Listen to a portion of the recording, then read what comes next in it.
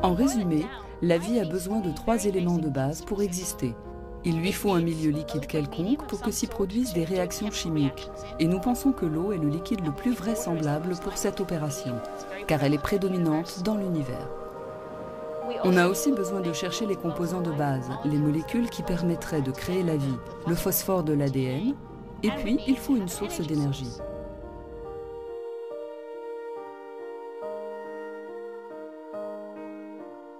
Localiser ces planètes est le talent particulier de l'astronome Geoffrey Marcy de l'Université de Berkeley en Californie.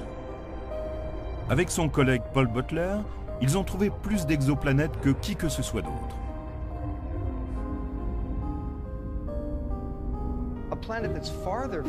Une planète plus éloignée de son étoile hôte serait très froide. Ainsi, il y a un domaine entre les deux qu'on appelle la zone habitable, où la température est parfaite. J'entends par là qu'elle est tempérée, si bien que l'eau peut s'y trouver sous forme liquide. Et bien sûr, cette eau liquide est un préalable à toute forme de vie. Il s'avère que l'on peut vivre alors à 9 mètres sous l'eau, échapper ainsi aux pires embrasements et en même temps avoir encore assez de lumière pour pouvoir effectuer une photosynthèse et survivre.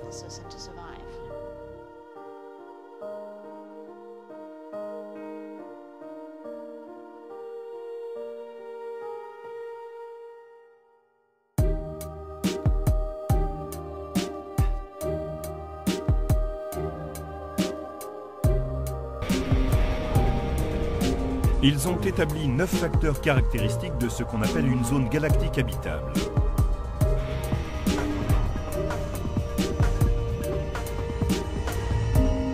La position de la Terre dans la Voie lactée a été prise en compte. Elle est à l'écart des étoiles à neutrons mortels,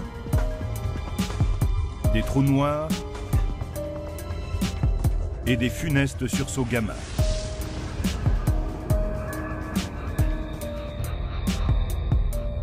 Dans ces caractéristiques sont inclus le nombre d'étoiles proches de la planète et les chances d'abriter une vie microbienne.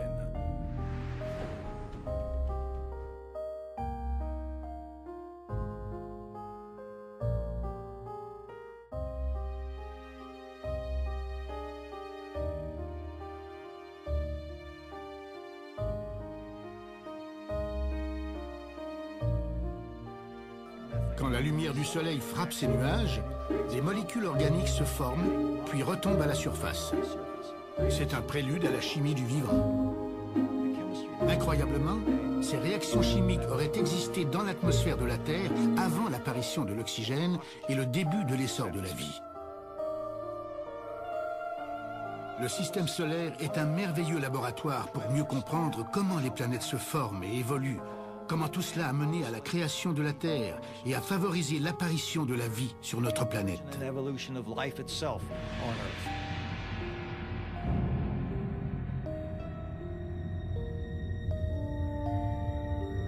Alors c'est vrai que les dimensions du système solaire se mesurent en dizaines de milliards de kilomètres.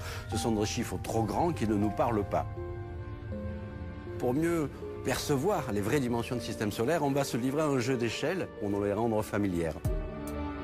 Prenons donc comme unité de mesure la distance Terre-Soleil, qui est de 150 millions de kilomètres, et replaçons tous les corps qui gravitent autour du Soleil. À cette échelle, la planète Jupiter est 5 fois plus éloignée du Soleil que la Terre. La planète la plus reculée, Neptune, est 30 fois plus éloignée du Soleil que la Terre. Voyager, l'objet le plus lointain jamais envoyé dans l'espace, est présentement 110 fois plus loin du Soleil que la Terre. À notre grande surprise, nous avons découvert que l'influence du Soleil s'exerce bien au-delà, jusqu'à la ceinture de Kuiper, un immense anneau de petits corps glacés qui est 1000 fois plus éloigné du Soleil que la Terre. Mais l'ultime surprise fut de découvrir que l'influence de la gravité du Soleil s'étend jusqu'au nuage de Oort, une gigantesque sphère de poussière et de glace située à 100 000 fois la distance Terre-Soleil.